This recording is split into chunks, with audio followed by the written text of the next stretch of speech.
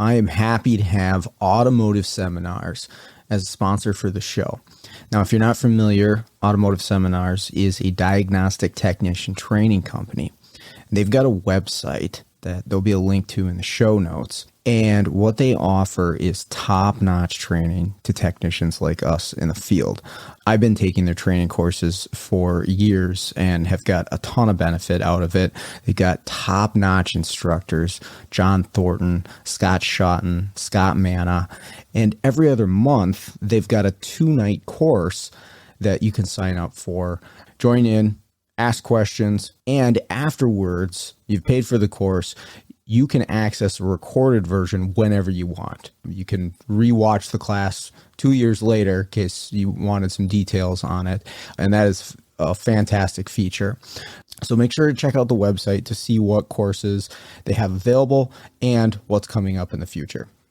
This podcast is brought to you by Jarhead Diagnostics. Jarhead Diagnostics manufactures in-house diagnostic equipment and storage solutions, as well as distributes for companies like Pico, ATS, and TopDon. One of my favorite tools that I've bought from Brandon and Jarhead Diag is the case for the U-Scope. If you don't have a U-Scope, you probably should, but if you have one, you got to get one of these 3D printed cases, has a magnet on it, has a full-size BNC lead that you can connect to, and it gets rid of the weak point of that scope, which is the mini BNC connection, which is pretty fragile.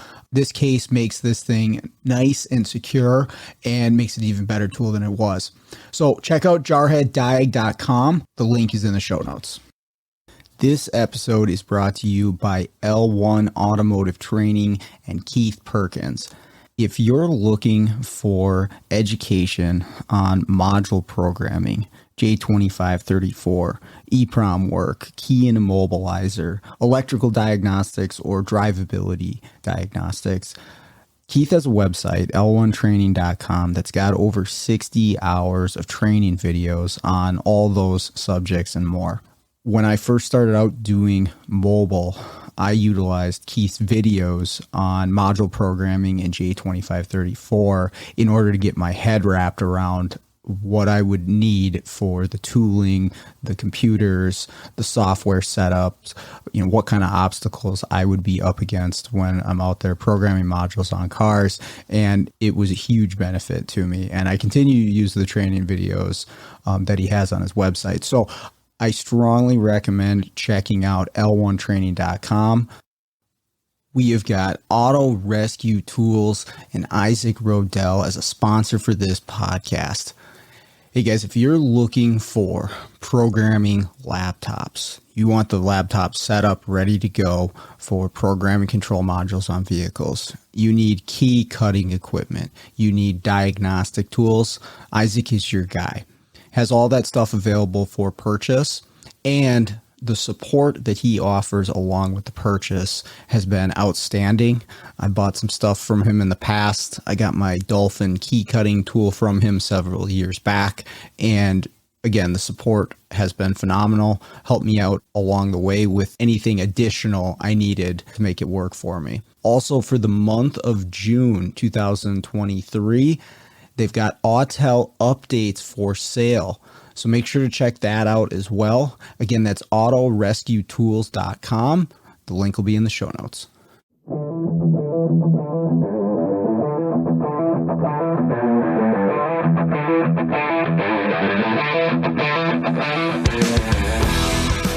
Welcome to the Automotive Diagnostic Podcast. We're going to explore ways to sharpen our diagnostic skills, find learning resources, and hear from experts in the automotive field.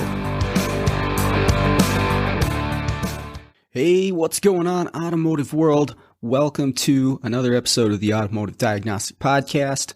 My name is Sean Tipping. I'm happy to have you here with me today. The other person that's going to be with me today is Scott Shotton. He's been on the show before, so everyone should be pretty familiar with him from here or maybe some training out in the industry. Always enjoy when Scott comes on the show. I think we have some great discussions, this one being no exception. What we're going to discuss today is what a lot of people refer to as the technician shortage. And this has kind of been talked to death, I think, in some ways. But we're going to expand on it a little bit because, we're not so convinced that you can sum it up with just tech shortage. There's more to it than that, and there's more that we can be doing and shops can be doing to turn this thing around and keep more people in the industry. Maybe that's a hint to what we're going to discuss. So I really enjoyed this talk. Hopefully you will as well. With that being said, let's jump right in. Well, how's my favorite independent field service engineer doing today? Did I get that right? I think that's what we said last time. Yeah, it's busy, good, stressful, but good. We're good. And you? Yeah. Yes, it can definitely be stressful some days. It seems some days everything lines up, the planets align. I just hit buttons and I'm done. And then other days I'm sweating and dirty and underneath a car and nothing's going right. So yeah. Well, I think last week, this podcast is slightly postponed because I had some issues last week. My Transit Connect. What year is your Transit Connect, by the way? 2010. Okay, mine's a 13. And on the way home from about an hour-long drive, most of the way home, the throttle body took a crap. Instantly, it started driving in like a limp-in mode, and I couldn't drive more than 2 miles an hour, and I had to get it towed home. I'm like, here I am working on cars, and I had to get the damn thing towed home, right?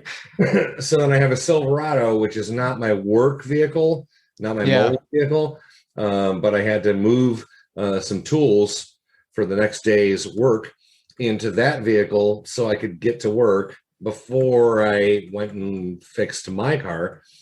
And then I backed the Transit out of the driveway and the brake pedal went to the floor. I blew the freaking left rear wheel cylinder, just freaking blew out of it. So now I have a car that doesn't go and a car that has no brakes. So the other day I spent in the driveway, fixing my own truck. Like, doggone it. That's like the biggest cliche ever, is the mechanic's vehicle is the most neglected, but it's true so much of the time. Well, just ask my wife. She'll tell you. Yep. The shoemaker's kids have no shoes. My wife always asks me, do you know a good mechanic? Things like that. But I mean, this car wasn't neglected. It just so happened that it broke all. Yeah, that's the thing. You can't predict that electronic component failure nowadays. Yeah. There's no magic wand. A wheel cylinder totally. And when I took the brake drum off, it totally blew the piston out. Holy cow! Yeah, so it had absolutely no brakes. Anyway, it's fixed now and on the road again. Nice. Well, how's everything else going? Enjoying your summer? As much as I can. Doing some family things, doing plenty of work. And you? That's good. Heat finally broke around here. I don't know if it's the same where you're at, but nice to get a little break from that. It's been just baking up here. I mean, I'm sure down in like Florida and Arizona, it's even worse, but a matter of perspective, boy, getting into these cars, it's like 120 once you open up that car. It's been sitting out in the lot all day. You're just immediately drenched in sweat when you're sitting in the thing. Especially if it's a black leather interior. Yeah. Yeah. So I'm enjoying a little bit of the cooler weather for sure. But otherwise, everything's going pretty good. Yeah. So what do you guys know about 70 something? Yeah. Today was a nice 75. It's beautiful up here. Yeah. We're right about the same. We're not too far away. We're probably pretty much the same weather. Mm-hmm. Awesome. Well, you contacted me and wanted to talk about new technicians entering the field. and I don't know exactly where we want to start with it. Well, what I was thinking was the technician quote unquote shortage. Okay. Because there's been many discussions in other podcasts and just, I can't find a tech. I can't find a tech. I can't find a tech. That sure. kind of thing. But I know that both of us, you still are, and I was a college instructor. And I mean, my school was small, and we were cranking out 24-ish students a year with degrees, and people are going like, we can't find a tech. I'm like, they're here. They're coming, the young ones. And I think part of the fault, there's two faults. One is partially what you may have addressed a little bit in your last Matt and Matt podcast, 2 podcasts ago. But part of it's the shop owner's fault as well, because there are technicians out there. And then we turn some of these young technicians away just because they get into a shop and they're not treated right. They're not mentored correctly. They're not, they don't get the experience. So that was kind of my thought. I'm not going to say there is not a technician shortage, because there probably is, right? But there's a lot of people or a lot of shops or managers, or however you want to look at it, that aren't willing to, I want that A tech, Yeah. Okay, there might be an A tech shortage, but if there's an A tech shortage, grow your own.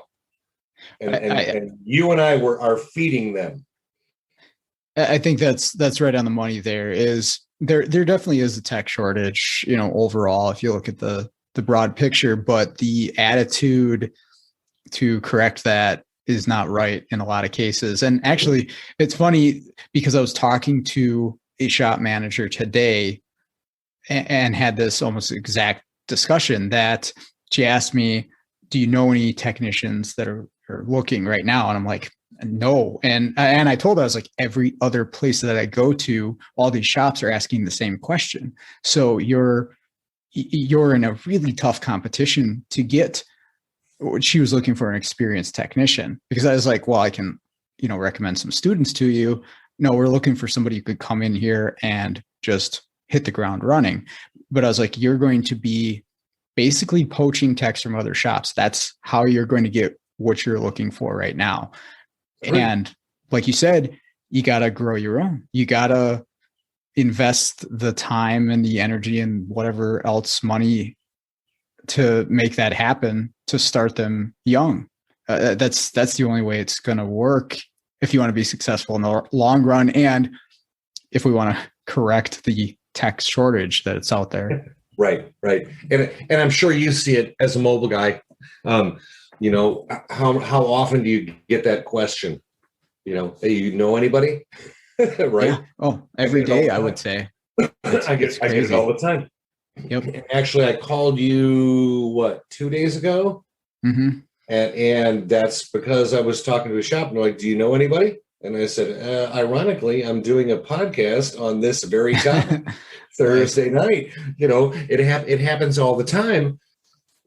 And I don't know what the 100% answer is, because most of the I'm not going to hate the categorization, but the ATEX, most of the ATEX, they probably are in a comfortable place, right? Not all, but probably, they might have some benefits. They're making good pay. They're doing whatever, and they're at a shop they're comfortable with, and the culture is good, and all that kind of stuff. So they're not looking to move, and it's not my place or your place to go and say, all right, I'm going to go talk to Jimmy at this shop and say, hey, this other shop's looking for somebody. I don't want to be that guy that's getting in the middle of that stuff.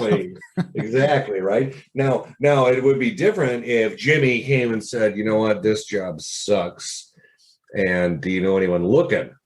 But I don't get that question that often. I get the shop owners or the service writers or the managers or whoever at the shop going, do you know anyone that's looking for a job? Not the other way around. Yeah. And I have to say, I'll keep my ears open. Yeah. Off the top of my head, no, but I'll keep my ears open. And I don't know how many shops have asked me that question, and I've moved on. Well, yeah, it's very rare to have the A tech looking for something else, because even in a shop with bad culture, right? And I'm sure we've been to plenty of those, they still treat their top guy really good. Maybe they treat everybody else like crap and they run their shop like crap, but they treat their top guy very, very well, because right now they know they still need that guy. They better keep him happy to keep things running smooth. So yeah, you don't see a lot of those particular technicians out searching for jobs. And if you do, then that they find their place quick. So I was actually thinking about this before we continue with that. I'm curious to know, what would you define as an A tech? And I realize this is going to be based off of, it's going to change depending on the person answering the question, but I'm curious to know, what's your definition of an A tech in the auto industry? Okay, I hate that term. Well, right, that. And it's not my favorite either. But I'll do my best to define it. Okay. First of all, I think you can have an A tech. Let's pretend you had a shop that did just steering, suspension, brakes, tires, and so forth. You could have an A tech that rocks out all the alignment stuff, knows their alignment angles, can do tires, all that kind of stuff. And in that category, they might be an A tech, but you give them a diag problem like you and I deal with on a regular basis, they might be a C tech, right? Yeah. So that's one of the reasons I hate that moniker. Is that the right word? Classifying them that way. I do all the diag stuff, and my career over the past, I don't know, 20 something years, I think I've only done 3 or 4 alignments in my career, because the shop we had that I worked at most of the time didn't have an alignment machine. So we subbed out our alignments. So you want to ask me alignment questions? All of it's theory. It's not experience, right? So if you said, hey, we're going to do this alignment, I am not your A tech for alignment. Okay. Sure. But as steering angle sensor, okay, we're good, right? Yeah. So I kind of hate that. And as far as bringing people in, you got to expect everyone's going to be a C, I guess, when they start, or a GS, or whatever you want to call them, right? And then you got to mentor them and hold their hand. And move forward. So I do not like the ABC tech classification. Did I answer your question, by the way, or did I vent too much? I think so. I think what you're saying is it depends on the shop and what's requested of the employee that would measure them as a B, or C tech. What are you doing for your job? What is looked at as, success at the end of the day, and how well do you do that, right? I think that's fair. The way I was thinking about it, I was like, what would I consider an A tech? And I was thinking, okay, so, and I don't like the leveling. Like, I remember looking at jobs and it would say it's an A job or a C job or whatever, and I don't know. It's like, I want to tackle anything. Just give me the job. I don't care what the level is. But so for me, somebody who's topped their game in this field, and this could apply to the guy doing the alignments, or the guy doing the diagnostic, whatever's requested or expected of them, but they should have they need experience, right? They have to have done this and been through it for a little while. There's no other way to be that top guy. You got to have some experience, right? So you need that. You got to be productive at the end of the day, right? We're fixing cars, trying to make money. There's got to be some productivity. You don't need to be the fastest guy around, but you should be productive. You should have a good attitude. You should be willing to help others and willing to improve yourself, right? I think if you can bring all those things to the table, you're going to be a very successful technician anywhere you go, no matter what your end goal is. If you can hit all those markers, that was my thought on it, though. And then that could kind of apply right to the guy that's doing ball joints and just a rock star, and that's what's expected.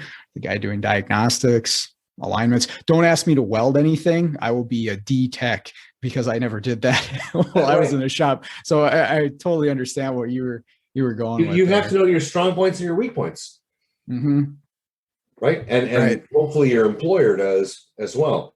But you said it, willing to help people.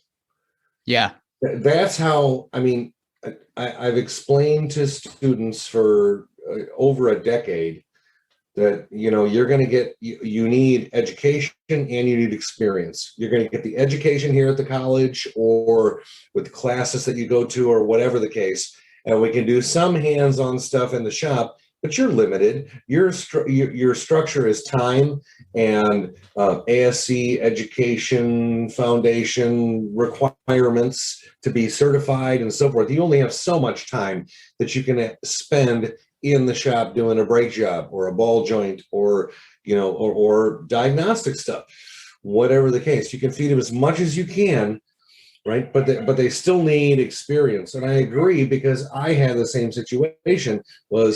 I went to school and graduated with an associate's degree from College DuPage, which was a two-year degree in automotive service technology, I think is what they called it. But I still, maybe I thought I was the crap when I got out of school, but I really wasn't, because I didn't have the experience. And then I worked, and I got lucky and ended up working with a shop that did mentor me. And, I got the experience, and I got to swing the hammer. I got to bust my knuckles. I got to, turn the wrench, or when I had a question, I could go and ask somebody, and they didn't give me the crap about, oh, no, sorry, I'm busy because I'm flat rate and I'm not going to spend time, dealing with you.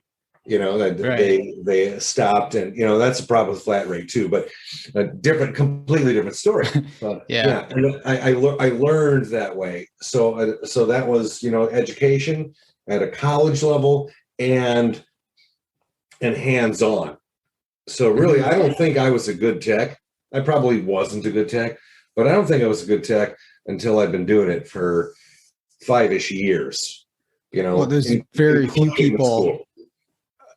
people that come right out of tech school and just hit it out of the park right away, right? That's just it's not realistic. And one of the things that we were talking about before this was that a lot of shop managers, owners, service writers, whatever it might be, expect that right off the bat, and it is in no way realistic. You can't just walk on this job or probably any job.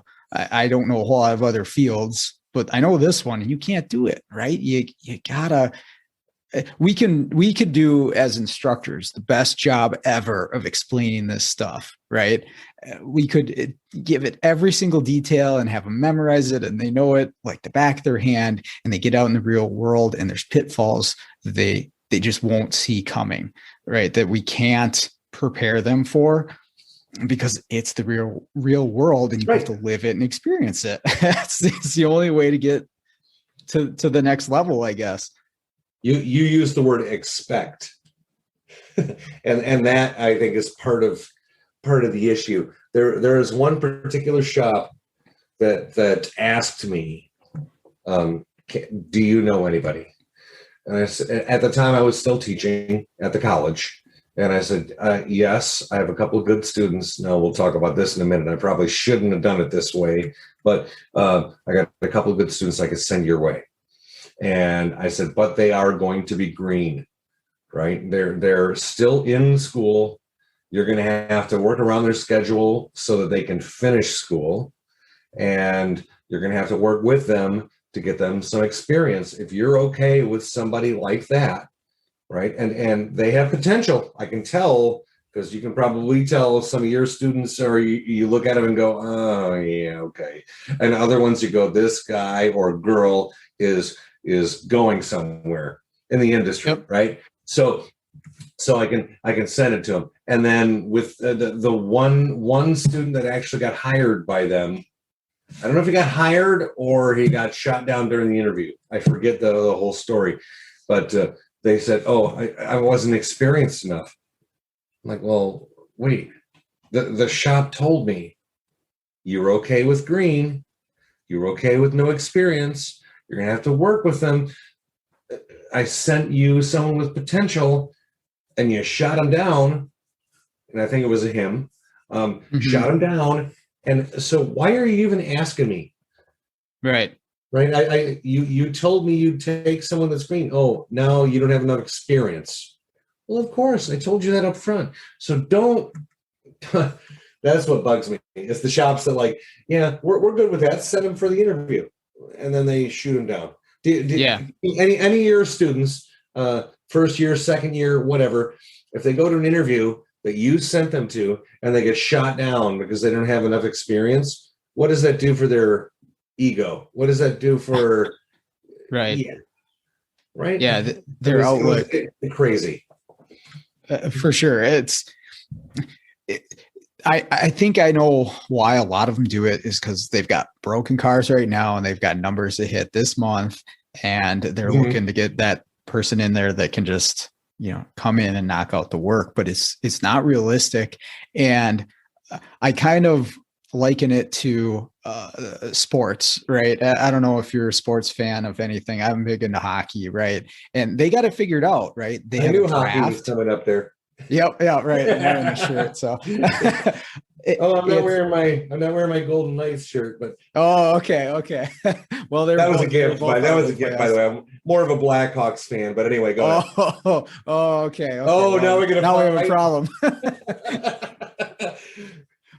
But so they draft these 18-year-old kids, right, for their potential, right? They're not going to come in and score 50 goals in the first season, but they know the potential and they're going to give them the time in the minor leagues and they're going to build them up and they're going to put the right players around them. So in 5 to 7 years, they've got a superstar, right? And honestly, it's the same effing thing in the auto industry. You got to put the time in and risk that maybe they sign with another team, right? But you should have a good enough shop and culture that they want to sign with you and stay on your team and be the superstar. That's the only way you're going to get them, because you can't win the cup just through free agency, right? You can't get it with just veteran players. You need some veterans on the team, right? That experience and everything, but you got to have those young kids and build them up. You got to grow them young. And it's the only way to really be successful. That's a great analogy. I never thought about it that way. But that's a great analogy because, I mean, and I'm not a huge sports fan, but think about Michael Jordan and the Bulls, right? I mean, some of the players that came up underneath him because he pushed them, right? He gave them stuff. And the same thing with, other sports teams or whatever the case, you put them with the right people that are willing to share. Yep. It brings everyone up. And I think what is this? What is the cliche? All ships rise. Yes, something along those lines. So same thing in a shop environment. If you put someone, and I don't want to go back to the book time flat rate thing, but if you work in a shop where everyone's on flat rate, you're not going to have those team players. In most cases, you're not going to have those team players. They're going to be, leave me alone because my dinner is based on how much work I get done. And the more time I spend with you, the less money I make, that kind of thing. So I think that's part of the flat rate thing that's broken. For sure. Right. But getting in somewhere in a team environment where you have either a shop foreman or lead tech or something like that is willing to help the younger guy or girl to learn and answer questions, and here, do it this way, because, brake jobs are a great example. There's only so many things you can talk about in class and really do in the shop. But what happens when one caliper slide sticks? How do you simulate that in class? What happens when a caliper piston sticks but the slides don't? What do the pads do? How do they wear? How do they, and you can only simulate that so many different ways. They're only going to learn that stuff after doing it for a couple of years. They're gonna have to run into it, and they're gonna have to do it. Yeah, and you can't really get into that like flow state as a technician until you've lived that for so many years to really hit that productivity and foresee those pitfalls before you get there. You can, again, like I said, read all the books, get all the information, and you're never going to know, that one rusted bolt that's going to break, right? Until you've broken it once. And now next time you're cautious and you're like, well, hang on a second. Let's think about this for just a sec. So it doesn't ruin my day. That's not in a textbook. Right. Yeah. So the shop, whoever is managing or running the shop or hiring, they need to understand that when they get these people in, is that you're not going to get that person right off the bat, and you got to give them a chance. And I've witnessed it myself. I'm sure you have, is where somebody would get hired on a shop. They got some mechanical aptitude. They got a good, personal attitude, and they're just not productive, and they're fighting rusty bolts, and they're getting hung up on stuff, and they get run out of the shop one way or another, whether they're let go or they're just not making any money. And maybe they move out of the industry and they go find something else to do. Yeah. That's got to stop happening if we want to correct the tech shortage. You got to be, okay, let's use the rusty bolt example. And again, I never learned how to deal with a rusty bolt in school. Okay, I learned how to deal with it once I was working on cars. Yep. And if your boss, shop manager, whoever it is, the person that's above you is not willing to help, like, oh, you busted the bolt. Okay, now you got to figure out how to extract it and drill it and tap it and do whatever is required. Whereas if you had a good environment where like I got lucky enough to do, okay, where the boss would come out and go, hey, it's rusty. Before you bust it, come and find me. And I would come and find him. Go, okay, what do I do next? And I learned how to use a torch, and I learned how to use a welder, and I learned how to do the things that I had to do to get that job done. Now, some of the people that are down south listening to this podcast have no clue what a blue wrench is. Yeah. but we deal with it. If I'm taking exhaust bolts off, there's probably an oxyacetylene torch in that equation, and it's amazing how easy some of that stuff comes off once it's glowing orange. The blue wrench always wins. Yeah. And I'm not talking about cutting anything off. I'm just talking about heating it up and making it work. Right. But those are things that you can't, what do you do? A lab in class that says, all right, we're going to take rusty bolts off. So everyone come out here, let's heat up these nuts, on this Y pipe or whatever the case, heat them up till they're glowing. Don't melt them. Heat them until they're glowing, and take, no, that's something you learn on the job. You can talk about it all you want. Yeah. But you learn that on the job, which is, again, why that green technician that's coming in that might fill your shop slot, the quote unquote technician shortage, they're not going to be perfect. But there are people out there that can do that. You just have to spend time with them. I think that was kind of the whole point of why I brought up this topic. Yeah, is you got to be patient and understanding with these people. I think if you've lived it, you've been that tech, I think it's easier to understand.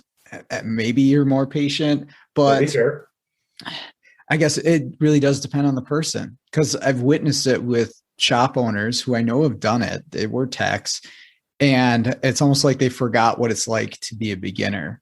and how intimidating this whole thing is if you're just starting, and how much crazy amount of information that you need to know. And even if you know it all, something's gonna, come at you sideways anyways. It is tough to remember what it's like to start out, and because all of it's second nature to you. You're an instructor. Do you remember what it was like to start out?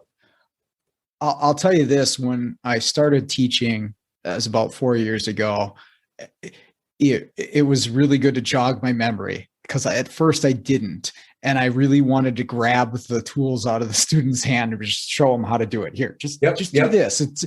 But it's about being patient and letting them struggle and letting them work through it. And the more that I watch these students every year start out from scratch, it brings back, the memories of what it was like for myself when I started. What do you think there for learning? Is it better to let somebody struggle through a process and maybe give them some pointers, but really just let them, just throw them in the deep end and see if they can swim? Or do you give somebody a helping hand? What's the right way to get somebody through a task the first time? I think a combination. Okay. So it depends on what they're doing. One of the things, okay, especially if we're talking like safety and stuff, don't let them struggle. Right. Yeah. Well, yeah. Your two Matt and Matt podcasts, from 2 podcasts ago, when you're talking about, I think it was Scundridge that was talking about taking 15 minutes to set a hoist. Right.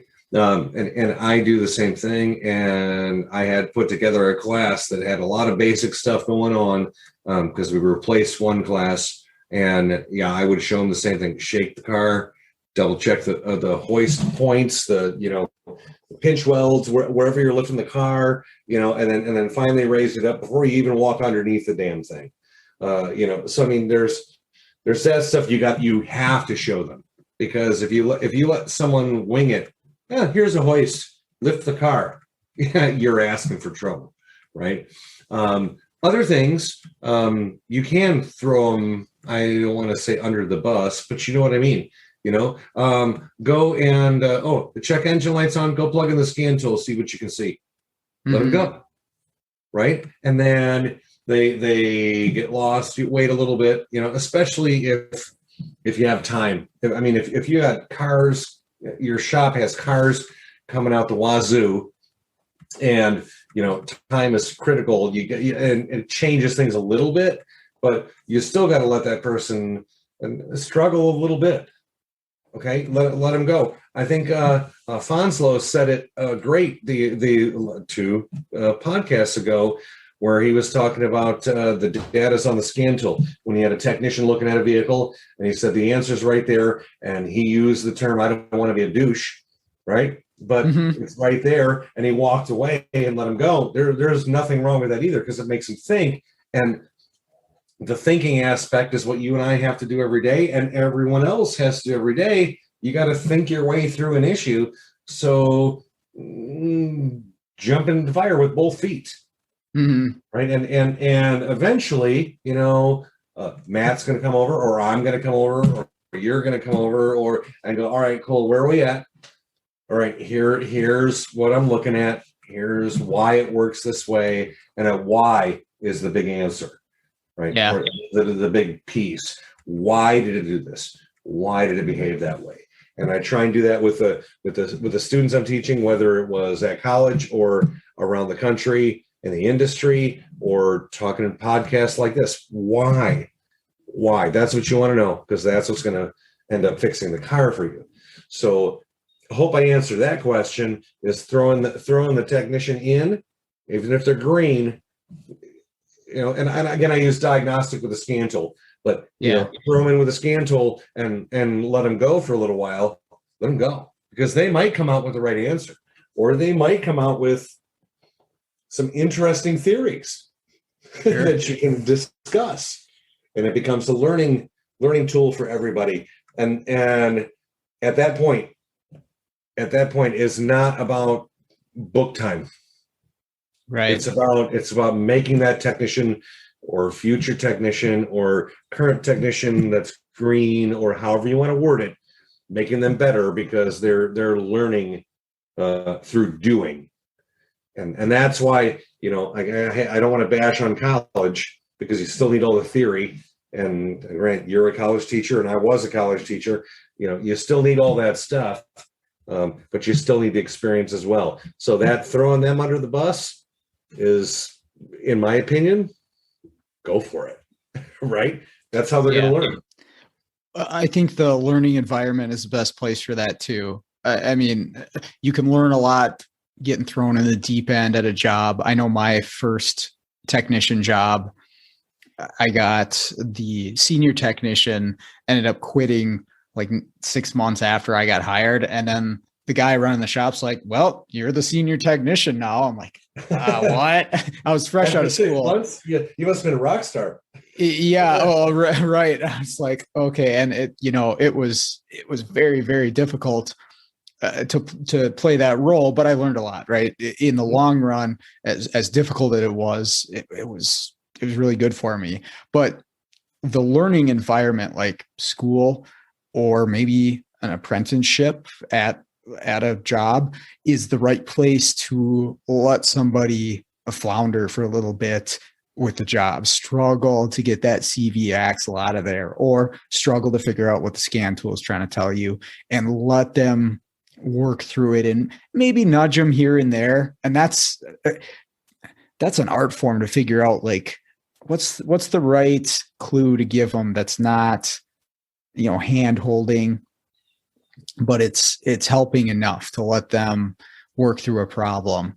And I don't have that perfected by any means, but I'm still trying to work on it. But it's the learning environment's the right place to do that, I think. And what I was getting at too is the apprenticeship, I think, needs to be utilized more in our field too. That would be huge to getting more people on board and get them to the level of what all these shop owners want, and keeping them in the industry. Yeah. If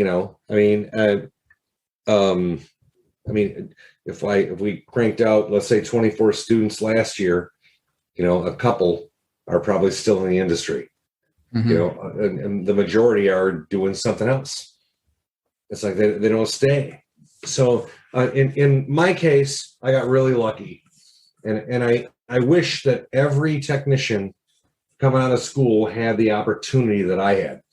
And I initially started in the Army, so I was in the Army for a couple of years and learned the basics of mechanics there. And I got married and had a kid, and so then I ended up going back to school once I was a civilian for auto mechanics, right? And that's how I ended up. I worked at a Ford dealer, and the Ford dealer, I was the new guy. I was green. There was only maybe one guy that would probably help me out to quote unquote mentor me. I worked there for about 8 months. Things weren't going the right direction. Wasn't making enough money, and when you're that young, 22 years old, whatever, you always think you should make more money than you really make. Yeah.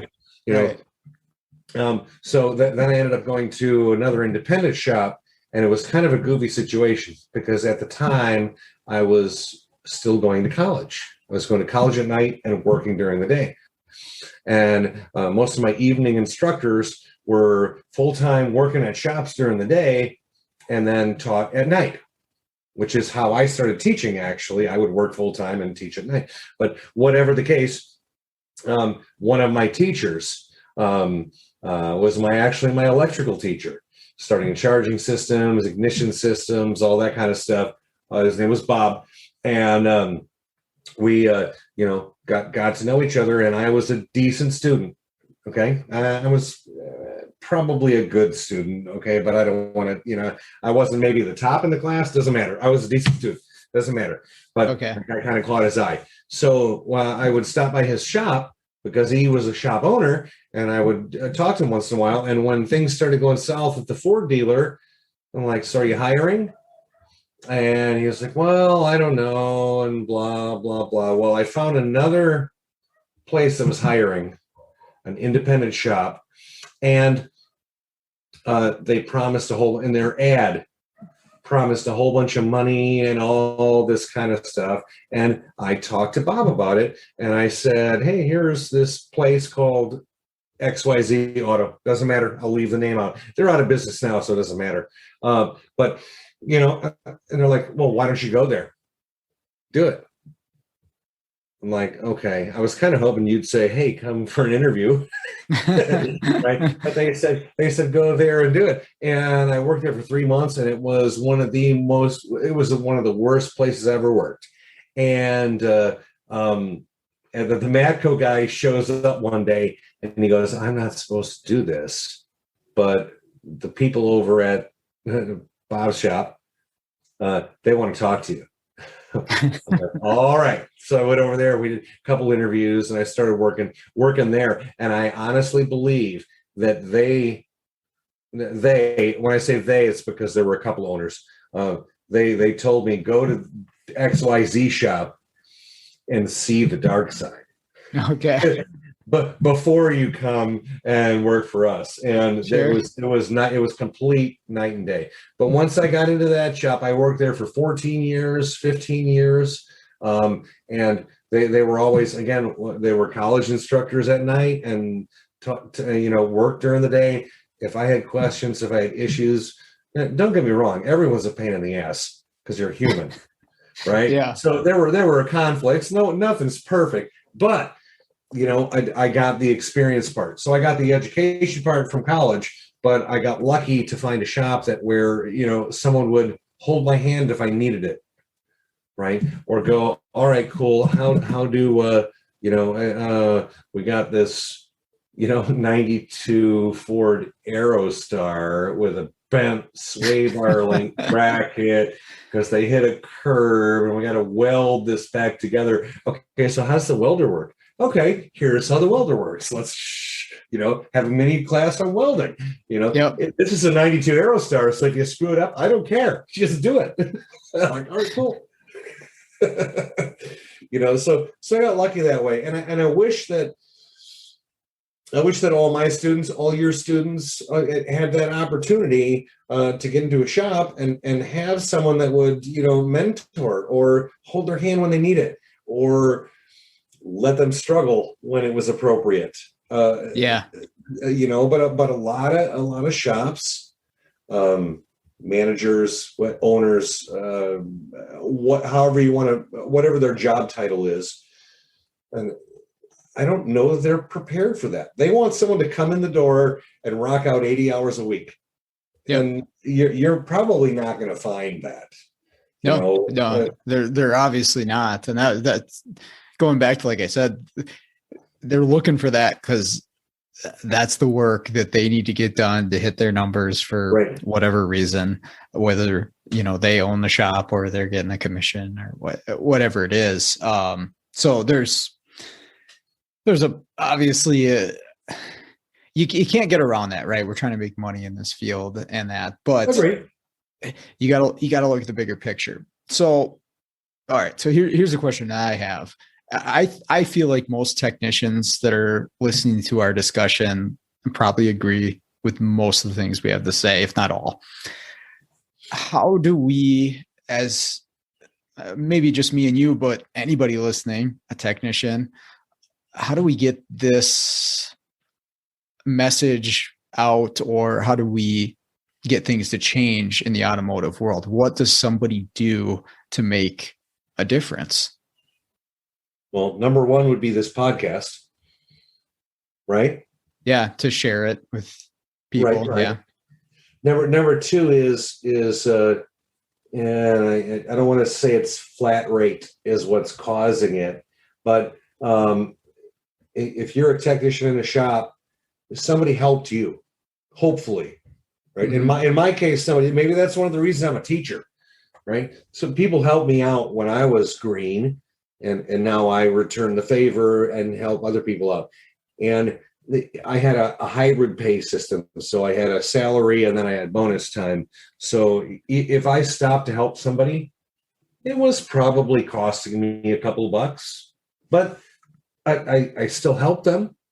Mm-hmm. Right? He helped doing that timing chain, lining this up, whatever the case. And take the time and do that, because it's more of a people thing, right? When you help somebody, whether it's like Green Tech or your boss, right? Eventually, it's going to come back to you later on down the road, and that's one of the things I hated, especially when I was green, where I'd be in a shop with the Ford dealer with 12 techs there, and no one would lend me a hand. They were like, no, I'm sorry, I'm too busy. Right? I go to an independent shop that has 3 or 4 techs, and or maybe 2 techs at the time when I started, but they would drop what they were doing to help me. And as I progressed, I would drop whatever I was doing, unless it was, one of those weird situations where, like, hold on, I can't stop this moment. Let me get this done, and then I'll come over it, right? Because that happens, whatever the case. Yeah, I will stop and help. And to this day, I'm still that way. Because people did it for me, so I do it for people. And I think that, a shop is going to hire somebody. They're going to have deficiencies, right? If you hired me today to work in your shop and you said, I need a BMW expert, I'm going to go, no, that's not me. Right? I know a little bit and I could probably make it work, but I might need hand holding from time to time to go, what the hell is a DME? Well, I know what a DME is. I know what a DME is, but right? Yeah. How do I read that track diagram? Yeah, exactly, right? And so there's going to be some handling and some help. And you were there, I was there. We, as experienced technicians, whatever the case, should return the favor. And I think that shop owners, shop foremans, other technicians, they should, accept the fact that, you're getting old. If you're my age, I'll be 50 this year. Okay. And if I was still in a shop turning a wrench, I might have 10 more years in me before my fingers fell off and my knees didn't work anymore. Mm-hmm. Right.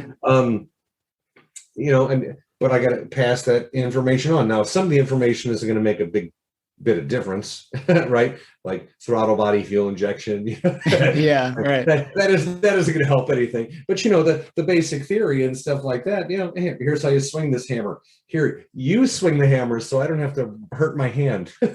Right? Yes, you always make the young guys do the heavy lifting. That is important because they don't care, right? Right. Like, oh, yeah, I'll do that. Yep. Pull these duals off this truck. Yeah, I'll just. Done. Okay. The best way to do is tell them they can't do it. Oh, I don't think you're strong enough to do that. And then they're like, well, I'll show you. Well, try that on a modern car. I bet you can't figure out this network problem. Oh man. That's the thing is I've always felt like whatever I did for a job, which obviously was automotive, if it gave me enough to live comfortably and pay my bills and buy a house, which it did, I kind of owe it to give it back in some way, right? Like I'm not talking like I'm gonna go pay money to somebody, but I owe it to what I did to give it back. That's kind of why I'm a teacher, is to make sure that somebody else can get the same thing out of it, right? And the only way that works if I pass on some knowledge and help them. And I just always felt that that's the thing to do. If a trade, if an industry, a job, whatever career provides enough for you, let's make sure somebody else can do the same thing. Yeah, and you and I probably aren't getting rich, okay? No, but we enjoy. We have a passion. Would that be a fair statement? You have a passion for what you do.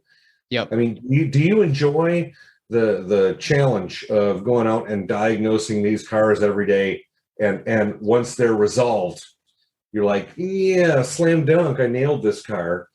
That people couldn't figure out, right? Yep. You know, and I mean that's I enjoy working on cars. I enjoy you know getting the resolution, right? And I'll share that with people as well, right? So does it make me rich?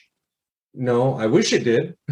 You know, I'm not going to change my career because, you know, I enjoy this career, and that's a big important part of it. And actually that kind of goes back full circle. We got these young kids coming in, and if they enjoy it, and they get a job as a green technician, the shop owners shouldn't be turning them off. That's part of the problem. Oh God, yeah. Because somebody who's passionate about might this. Have been a great, they might have been a great technician. Give them 2-3 years. They might have been a great technician, but they get into the wrong place, and they get turned off. And the next thing you know, they're a Snap-on guy, which one of my students did, or they're working for Amazon in the warehouse, or Target, or I got students that changed to like MediaCom or whatever, setting up a satellite or internet service and stuff. I'm like, that's not even working on cars. Like, yeah, whatever, it pays my bills. Yep. Like, yeah, but what did you like? You liked working on cars, and you just got in the wrong place, and the people didn't treat you right. Yeah. Sorry, that was my little vent there, my little rant. No, let me ask you this: if tomorrow morning you woke up and you won the Mega Millions, right? It's like, I don't know what it's at right now. Let's say you won like $200 million. Would you completely leave the auto industry in every way? Nope. Right? You'd still be involved. That before I even finish the question. Nope. Right. And I feel the same way, right? And maybe we're just nerds talking about this stuff, but I think maybe going back to an ATEC, they need a little bit of that too, right? They need some passion in this or whatever they do,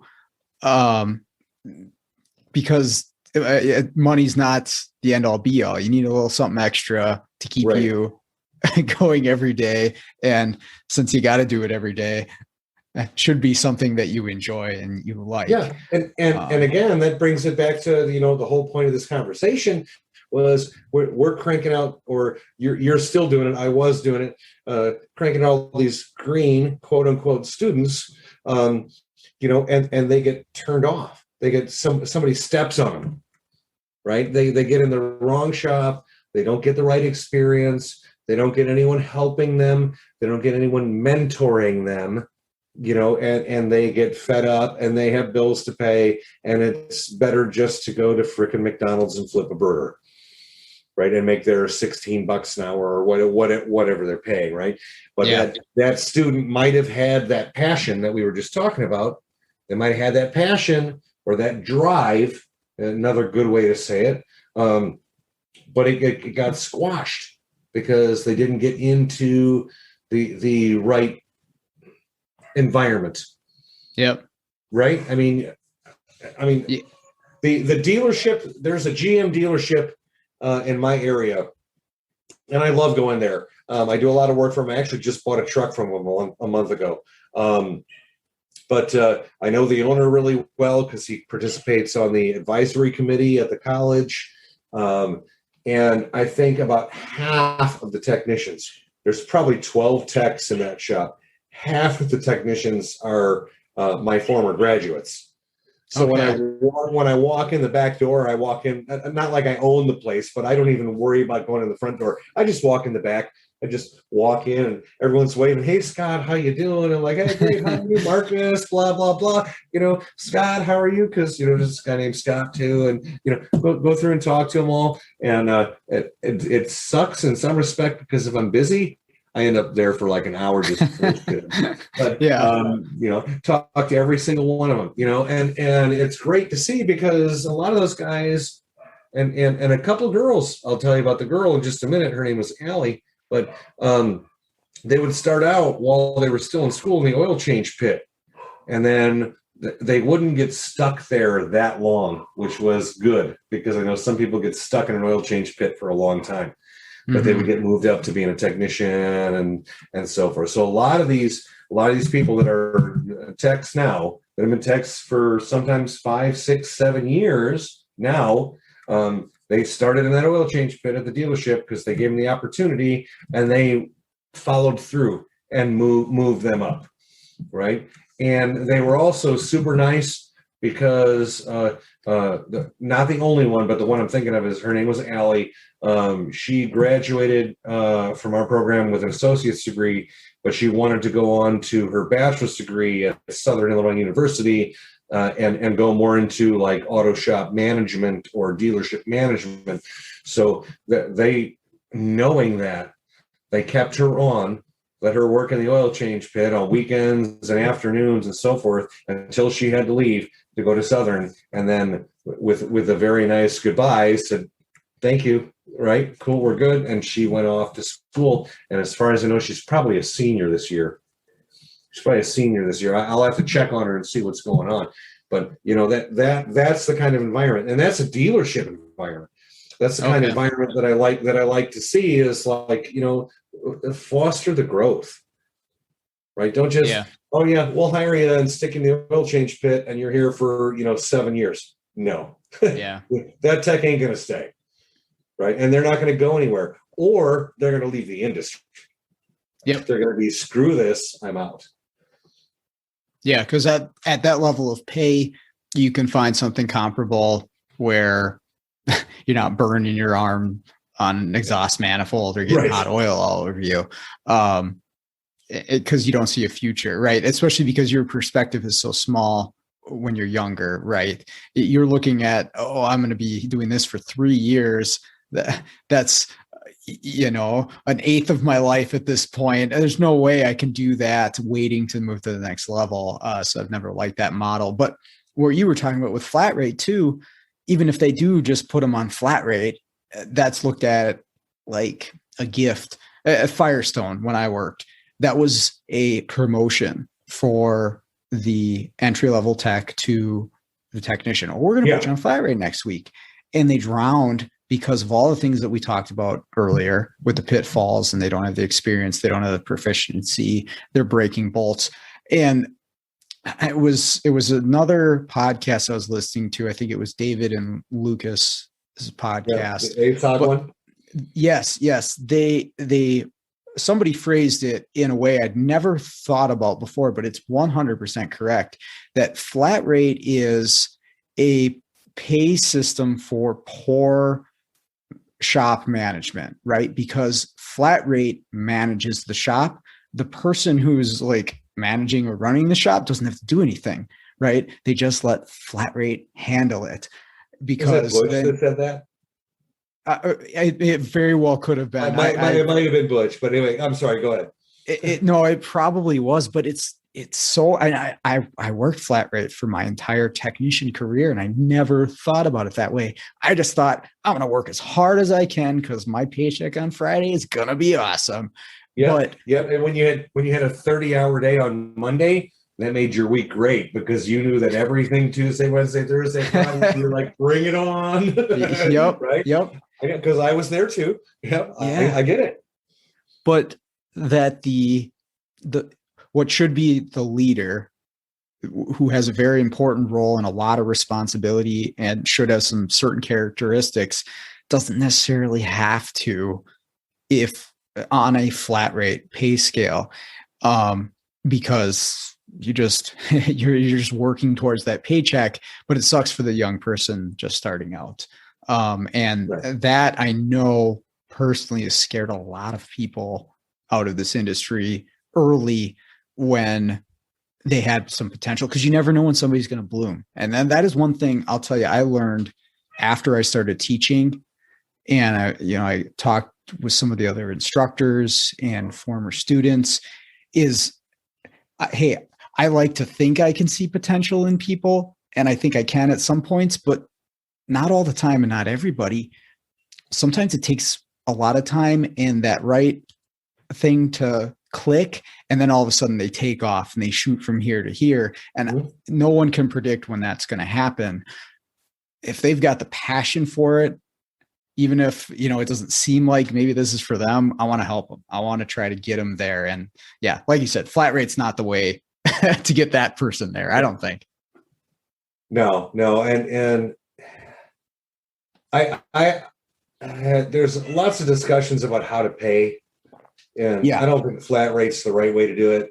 I've been there. I think a hybrid system is probably good. So for example, when I was the 15 years I was at that one independent shop, it was kind of a mix. So I had a salary. I got the same pay every week. And they tracked my hours, and I think it was somewhere in the neighborhood of 35 hours. If I booked over 35 hours, which I only think once booked less than that. But whatever the case, then it was like a bonus at the end of the week or the end of the month or whatever the case. And if it was over 50 hours, it was even more money, So a lot of times I was in the 55-hour range. Okay. That doesn't matter. I'm not trying to say I'm better or worse than anyone else, but at the same time, I knew I was getting a paycheck. And if it was time to sweep a floor, I swept the floor. Or if somebody needed help, I would drop what I was doing if I could. It was a good time, and go over and help them. Or if, the phone rang and the service writer was already on the other line with another customer, I would answer the phone and, hey, XYZ Auto Repair, can you please hold for a second, or whatever the case, it didn't matter. I was part of it. It was a small shop, part of everything. And I really didn't care because it wasn't book time or flat rate, right? If I was flat rate, specifically solely flat rate, I might have had a different attitude. But since I knew I had benefits and I had a salary, and you know what? So if I lose 15 minutes by helping this person out, I still have a paycheck this week, know, and I would help them out. And partially because people helped me out when I was, up and running and learning. And to this day, I still do it when I go to shops. And I probably did it. I actually did it today on a 2011 Ford Fiesta with a network issue. Needs a PCM. It's corrupting the high-speed CAN bus. And I had the technician there, and the technician is, I don't even know how old he is. I'm 50. He's probably 65. I'm just taking a wild guess, right? And we were talking about the car. I'm like, the PCM is on this network, right? So there's a bunch of adults in the room. Okay, you and I and whoever else in the room, and we're trying to talk to one another, but there's one screaming kid, and that screaming kid is screaming so loud that none of the other adults can talk. None of the other modules on the network can talk because that one damn screaming kid, right? And that screaming kid just so happens to be the PCM. We disconnect the PCM and all these other modules can communicate again. We got the screaming kid out of the room. We smacked him upside the head or whatever, however you would say, right? Which, I've got kids and I wouldn't do that, but, I would just tell them, shut up. But, we got rid of the screaming kid. So did I have to go through and do that explanation and show him a scope capture? No, I didn't. I could have said, here's what you need. Here's the bill. Call me back when you got the module because I'm going to have to come back and program and do the keys, and whatever. But no, I take the time. If the technician is willing to listen, I'll take the time and share some information with them. And does it cost me 15, 20 minutes? Sometimes, yes. But, somebody help me. I'm going to, people that want the help, I'm going to give them the help whenever I can. If I'm super busy, I might say, sorry, I'll talk to you about this later, off to the next car. But for the most part, I'll take 5 or 10 minutes to explain something if I have to. Yeah. You're right with a hybrid because there's got to be some incentive, right? Because if you're strictly hourly, you're not going to take that one last job, when you got, 15 minutes to go. Oh, okay. bang out that wheel bearing, or I could just go home. Well, I'm gonna get paid the same anyways, or I'm gonna get a little extra. So I get it, because it is a business. They got bills to pay, they got numbers to hit. So there definitely should be some incentive, but there's got to be, and I'm sure there is plenty of models out there. I don't run a business. I don't know this stuff. To make this work and more attractive for younger people to enter the industry. But yeah, if you're out there listening to this and you're on a purely flat rate system, maybe you can go shopping around and see who else in your town maybe does offer something like that, or suggest it to your employer. Yeah. I mean, when I was younger, and green, right, the motivation was, granted, I did get salary, but the bonus based on, hours over 35, I think is what it was, 35, right? So yeah, I'd be like, if it was 15 minutes for the end of the day, and when you do a sway bar link or something on that 1992 Ford Taurus, or whatever it was, right? I'm like, I'll take it. Let's do it. Let's knock it out. Let's get it done. Boom, done. There were times that I would come in. I remember coming in early to pull an engine out of a Chevy van. And when I say Chevy van, this was pre-Express. So probably, 94-ish, something like that. And I remember coming in early just to get a head start on the day and pull that engine out, staying late, it's especially when things get moving, you get in that zone, and especially if you're passionate about it, you're enjoying doing it. My hands are dirty and I might be bleeding, but like, hey, cool, we're rocking. Holy cow, this job, this Chrysler evaporator in this Caravan pays $6 what? And I'm done in 2.5 hours. I'll take one of those every freaking day. When you go over to your toolbox, sorry, we're going off subject here. When you go over to your toolbox with your cart and you pull out all the tools you need for the job, and then roll the cart over to the car, and you don't have to go back to your toolbox because you got every 8mm socket, and right? Yep. That's exactly it. You get so proficient at you know how to spot the jobs too, right? For me, when I'd go up and look at the tickets, and maybe I'm looking at like a Toyota Corolla. Okay, it's got an inspection on it. Those Toyotas don't ever need anything, right? And then I've got a GMC Envoy. Okay, this one's getting pulled in, stuff's leaking, ball joints are loose. It's going to need sway bars. And so I'd grab that ticket because I know I'm going to find stuff broke on that car, or the Toyota or the Honda is just going to keep on going, and it's just little stuff like that you learn. You game the system, right? That's what it is. Flat rate, you game it. But that's how it's built, right? What do you do? I want a good paycheck. Every car breaks somehow. Mm-hmm. And if you know how they break, or at least and I hate to be a pattern failure guy, but that Caravan that comes in with a thumping noise around turns, it's sway bar links or sway bar link bushings. Yep. Right? It's one or the other, and all you got to do is rock the thing. Go, yep, these sway bar bushings. You're not gonna. And I'm dating myself a little bit. I'm talking like 1998, 1999, 2000. Caravans, town and countries. I know, because they don't exist anymore. But they did that until like the 2000s. They only put the one bolt on the bracket that went over the sway bar, and then it hooked in the frame. Yep. So as soon as that bushing got loose, it sounded like your front end was falling apart when you were driving those things. And all you had to do was push on the side of the vehicle, rock it back and forth, and you could repeat the sound and go, yep, look underneath. That sway bar is going thump, thump, thump, thump inside the bushing. Yep, I remember those days.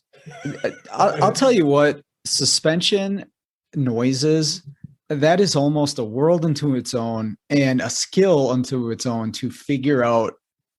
I think I've had just as much a challenging as time finding weird suspension noises as I had any like crazy network or drivability issue. Sometimes those just kick your ass trying to track down that stupid noise. Upper strut mount bushings that bind, and the coil spring will bind a little bit and then pop and bind and pop. Yeah. I rode around in the trunk of a car one time to try to figure out the car. I got the GS. I was like, all right, you're going to hop in, drive it. I'm going to get in the trunk. We're going to figure out where this noise is coming from. Been there, done that. Yeah. I've been underneath the hood of a car while I was driving. Well, not down the street, but driving around the parking lot. Sure. But okay, what the heck is going on here? All right, drive around the parking lot. Please don't kill me.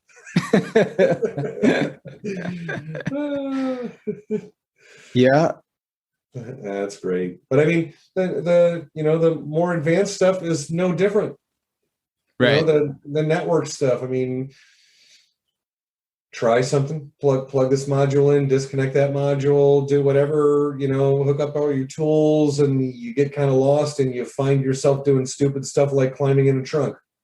Mm-hmm. Right. I mean, I've been in the trunk for a network diagnosis as well. Right. Yep. But you end up getting there. It's did you get to the end result? That's right. The important part. And did you enjoy doing it? Maybe I didn't enjoy being upside down underneath the dashboard for that long. But by the time the car was fixed, I did enjoy it because, number one, I got paid. But number two, it's fixed. Most importantly, there's that sense of accomplishment or satisfaction. Yep. You got that victory, you got that win. It's something that our job offers that not every single other career path offers. Some do, some don't. But it's definitely one here. You can get a sense of satisfaction at the end of the day, almost every day. You can't find everywhere else. I don't think. I couldn't be an architect that's designing a building where it takes 6, 8, 12 months to design one project. I couldn't do it. I couldn't do it. Even some body shops. All right, let's keep it automotive related. If it takes them 2 days to fix this body repair and do the paint and all that stuff, two days is too long for me. I like, especially when I was at the shop, I liked having, 3 to 8, depending on the day, cars a day, and going, it came and broke, it's fixed. Came and broke, it's fixed. It's that sense of satisfaction every single time. And maybe that's just me being impatient, but if I had to wait 6 months for that one sense of, hey, my building is done, my building design is done.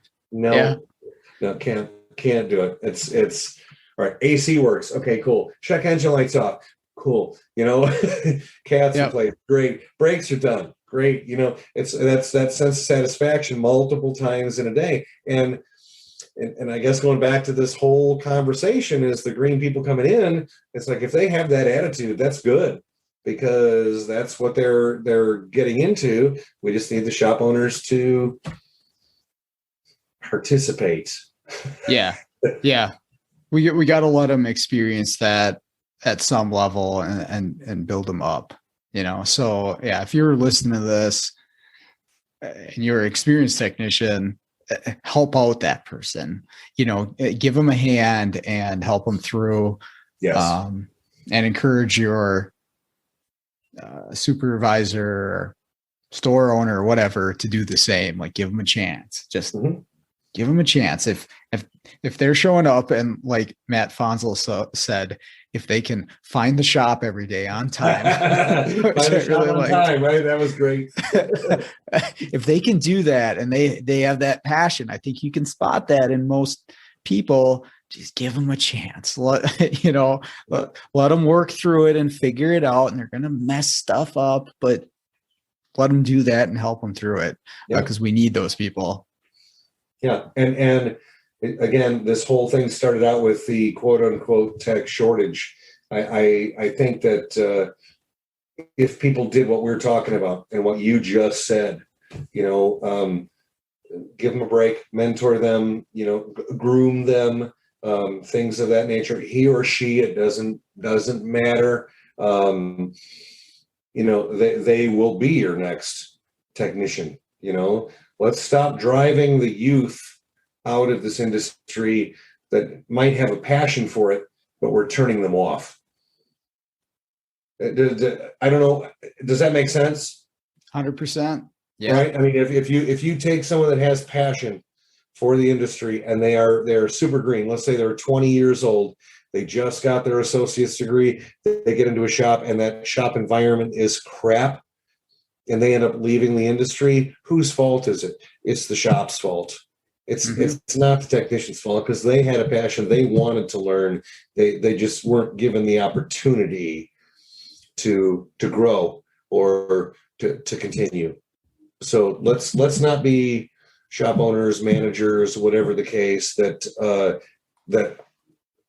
shut those entry level people down, and then turn around and bitch about a technician shortage. Right. Right. And that's kind of where I was going. It's like you're kicking people out because they're not good enough for you, but you're not giving them the effort, and then you're complaining about there's no technicians out there. Like, okay, stop asking me for techs then. Yep. Right. That's it. I couldn't agree more. So I think. Any other questions for me? Anything else you want to talk about? Any crazy, goofy problems? Okay. I was actually talking to Fonslow about this today. Oh, he probably gave you the answer because he knows everything. He's like, yeah, I've seen that before. I was like, oh, okay. I had an O2 sensor. It was a narrow band O2 sensor that reversed polarity when it got hot. Okay. So I was watching it as switching, 0.2 to 0.7, somewhere in that neighborhood, and looking pretty good. And then when this thing would start to run like crap, it would go, and I was using my U-scope. I was looking at it. It went to a -7. And I didn't change my leads. I didn't touch anything. I was using battery ground at the time, but I tried sensor ground too. And it went from switching to -7. I'm like, okay, what's the deal? So I hooked up my voltmeter. I was just like, I want to make sure it's not an equipment fault, because that just seemed very strange to me. Got to make sure the tool works. Yeah. So I have my meter and my scope hooked up, same circuit, same thing, -7. I'm like, oh, I was like, I was really scratching my head. I'm like, wait a second, how does that happen? Positive voltage, negative. I was like, what would I have to have a negative voltage read? I was like, the only thing is the polarity would reverse. Like that's the only thing, because I'm using battery ground for this test. I was like, the only way this could happen is if the polarity of the sensor reversed. So I was messing around with the circuit, and I went to the sensor and I unplugged the sensor. Like, you got the little short harness off the sensor and the plug. I was going to ask if you unplugged it. Did it change when you unplugged it? It did not change the polarity. Right. Okay. So I looked at the wires going into the sensor, and the black on the sensor was the signal, which is pretty common on your traditional, I think, Bosch style O2. Yeah. Black, white, and gray, right? Yeah. The two whites were the heater. The black was the signal, and the gray was the ground. So gray and black are my sensor side, and the gray, which should be my ground, had a positive voltage, and the black had a negative voltage. And I checked the harness, and those were connected to, basically it should have been flipped. And I was thinking, well, maybe the sensor's flipped, but when I started it up cold, it was reading correctly. And I actually took a video of it switching from positive to negative voltage. It's the weirdest thing I've ever seen in my life. So I told the shop to put a sensor in it, but I just thought that was very strange that it could do that. I don't even understand how it happened, but. and what did Dr. Matt say? It needs a sensor? He's like, oh yeah, they do that. I was like, okay.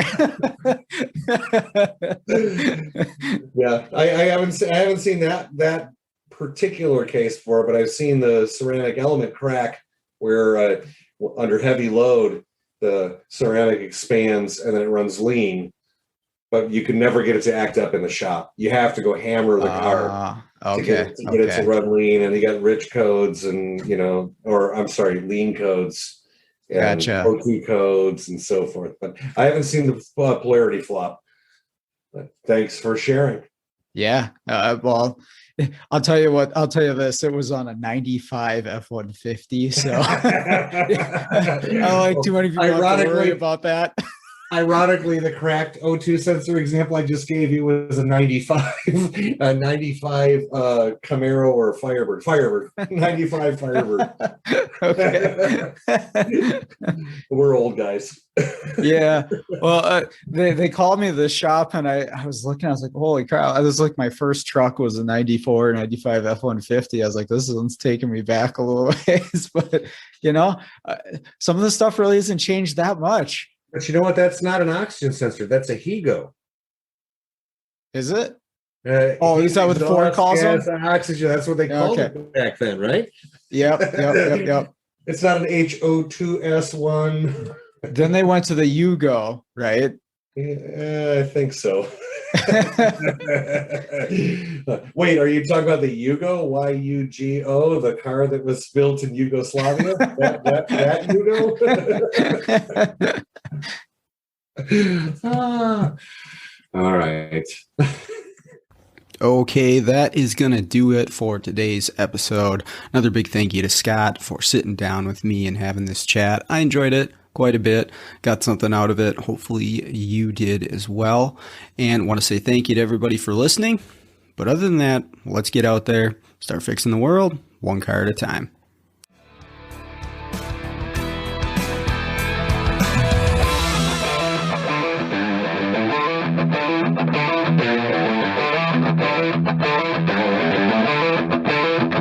Yeah.